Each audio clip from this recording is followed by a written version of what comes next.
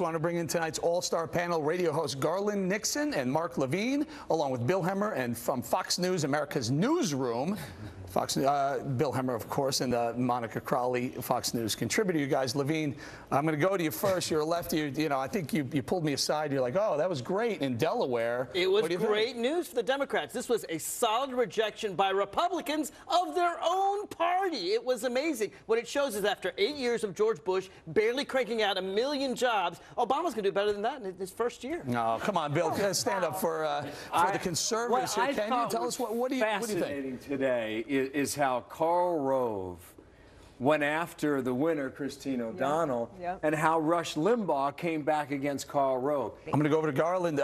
This is a vote for smaller government. Where a lot of people are concerned about taxing and spending and taxing and spending. This is, in my opinion, this is going to fall, just completely fall to the right on November 2nd. I got to tell you, when you say fear, I think the fear is in the establishment of the Republican Party, for one, because they think they know they can count, and they know that these people are going to blow their party up come the general election, number one. And the other thing is this, the fear is right here in the American people who are looking at candidates like right here in New York, this guy Palladino. Charlie Rangel could probably beat this guy right now. Okay, fear drove Americans to the voting booths, and apparently fear is driving investors to gold. The safe haven has outperformed all other investments, and guess what else Americans are buying? Guns. That's right. In fact, gun sales reached an all-time high in 2009. So will gold and guns keep your investments safe? Gold had been in an uptrend for the good part of that 5-year chart, but not as dramatic as the last year and a half, Levine. Guess who's been in office for a year and a half? We all agree that gold effect. Right, Peter. Hang on. We all agree that gold is a hedge against bad times. When people think the economy is going to be bad, you should buy gold, which is why during the Bush years, you should have bought a lot of gold. Absolutely. But now the economy is going to get better. Good times are ahead. The worst is behind. I don't bet against America. Hey, when's the economy we are getting better. I would sell gold. This guy told me all night last night the economy is better. Yet I pointed out that household debt is 122% of household income for the first time ever. Home prices are lower than they've been in 20 years. Foreclosures have been off the charts, record high foreclosures. Unemployed, 14.7 million people unemployed.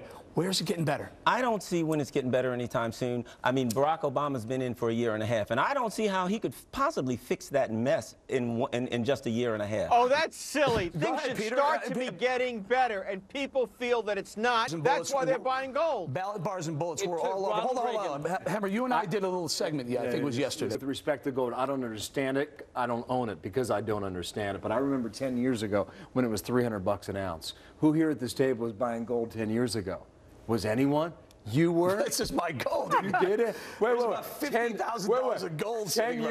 10 years ago, you were buying gold? I've been buying gold for my entire. I've been a gold investor for my entire adult life. Why? When the Republicans became president, that's when you buy gold, because you know the economy is going to go off the deep end. I'm going to do something. Whenever the economy gets shaky, Monica, and gets scary, and things look bad, that's when investors flock to stuff that you can. If you drop it on your foot, you feel it. That's exactly right. You can literally wrap your hands around that piece of gold, or many pieces of gold. It is investors' final refuge, gold.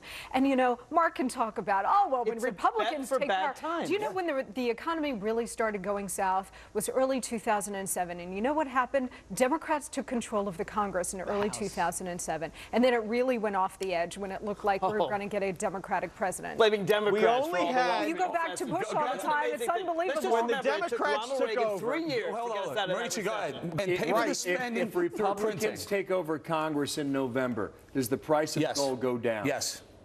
Yes. Without question. Yes. If they take Congress and they take Senate, Monica, the price of gold goes down even more. And the stock market will go up. I'm not sure. I'm not sure what's going to happen. I'm making a bold prediction. If these Tea Party members take Congress, I'm going to start buying gold. You do that. We'll be scared. You do that. I mean, when Christine O'Donnell's in charge, oh my God. You know what? I hope you guys still believe that about the Tea Party candidates. I hope the Democrats still continue to dismiss the Tea Party candidates as a lark, as destructive to the Republican Party. Because you know what? In this year, it is unlike any other year, and you have a great chance of seeing a lot of new Tea Party candidates in the U.S. Senate and House. Allow me to put up that. Do we have that full screen of Democrats who've broken ranks and then decided they're in favor of extending Bush tax cuts? I hope we have that. Let's put that up. In the meantime, I'm going to bring it to my guys over here.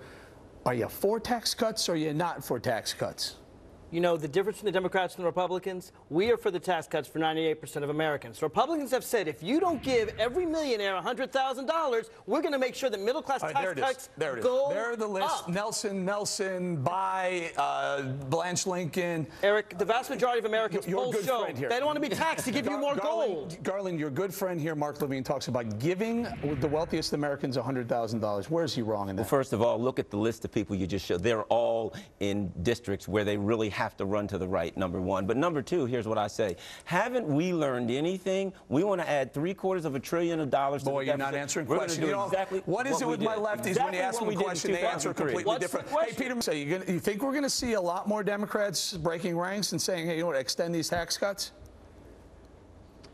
Well, yeah, now that the floodgates are open, I think, look, Nancy Pelosi's going to have trouble keeping her caucus together. I think that more of these Democrats who are in tough races are going to come out and say the same thing. They don't want to have to go home and say, you know, that they voted to raise taxes or be labeled as having voted taxes. I mean, they are in tough, this is the worst environment any party's had to run in a very long time. Boy, Bill, this is driving a wedge right through the Democrat Party. I just say one thing on the Boehner point, though. I think that whole comment was overplayed. He was asked a specific question. If this is the only thing you can do, will you vote for a middle-class tax cut? He says, well, that's the only option I have, then certainly I'll do it. Which is why Republicans will fold. I guarantee you. Eric, do you really think Republicans will say, we're not going to give a tax cut to any American unless millionaires get their $100,000? Would you vote that way, Eric? Would you vote against middle-class tax cuts? Levine, if I tax you less, am I giving you any of my money? Are Republicans going to vote for middle-class tax cuts? Am I giving you any money? Work out that way. No, it's not the same money. It's your money.